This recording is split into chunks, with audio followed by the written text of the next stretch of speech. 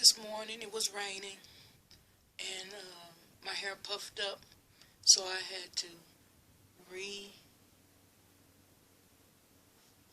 it. I probably shouldn't have because I'm going to have to wash it tomorrow anyway.